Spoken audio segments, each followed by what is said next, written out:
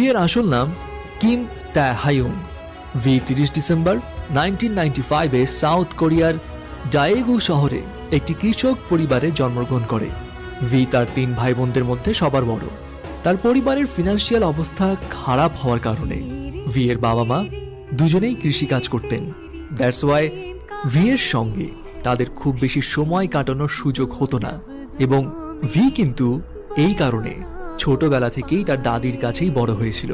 V এক ইন্টারভিউতে জানিয়েছিল তার দাদি তাকে 14 বছর ধরে লালন পালন করেছে এবং তার দাদি তার অনেক কাছের একজন মানুষ ছিলেন।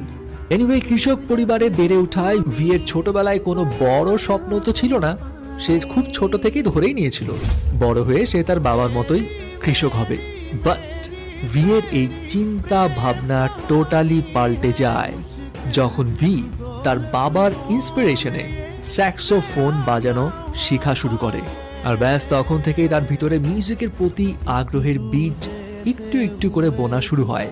কিন্তু এখানে একটা কথা আছে, ভি তার বাবার ইন্সপিরেশনে মিউজিকে হাতে খড়ি পেলেও তার বাবা মায়ের কড়া ইনস্ট্রাকশন ছিল মিউজিক নিয়ে ক্যারিয়ার পার্সু করা যাবে না। তবে ভি যখন ক্লাস 9-এ পড়ে তখন তার লাইফে আসলো আনপ্রেডিক্টেবল একটা টার্নিং পয়েন্ট। ভি যখন 9th গ্রেডে তখন সে তার বন্ধুকে সঙ্গ দেওয়ার জন্য biggest talent agency Big Hit এন্টারটেইনমেন্টের অডিশনে গিয়েছিল।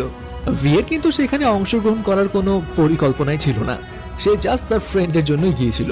কিন্তু হঠাৎ করে বিগ হিট এন্টারটেইনমেন্টের একজন সদস্য ভি কে ওই শোতে পার্টিসিপেট করতে বলে।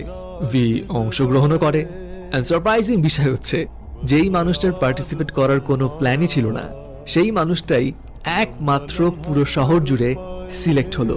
ব্যাস এরপর আর কি, ভি তার বাসায় তার বাবা মাকে সামহাউ বুঝিয়ে শুনিয়ে ট্রেনিং ক্যাম্পে যাওয়ার জন্য পারমিশন নিল। কিন্তু আমরা তো জানি কে পপ ইন্ডাস্ট্রিতে নিজেকে প্রুভ করতে হলে ট্রেনি পিরিয়ডটা কতটা কঠিন হয়। অ্যান্ড অন্যান্যদের মতো ভিকেও খুব সকালে উঠে দিনে 12 থেকে 15 ঘন্টা প্র্যাকটিস করতে হতো।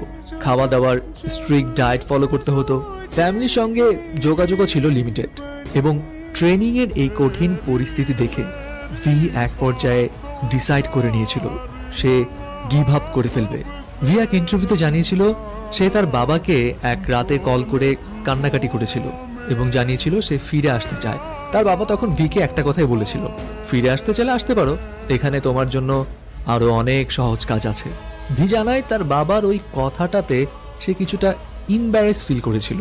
অ্যান্ড এরপর সে ডিসিশন নিল যত কষ্টই হোক সে যেই টার্গেট নিয়েছে সেটার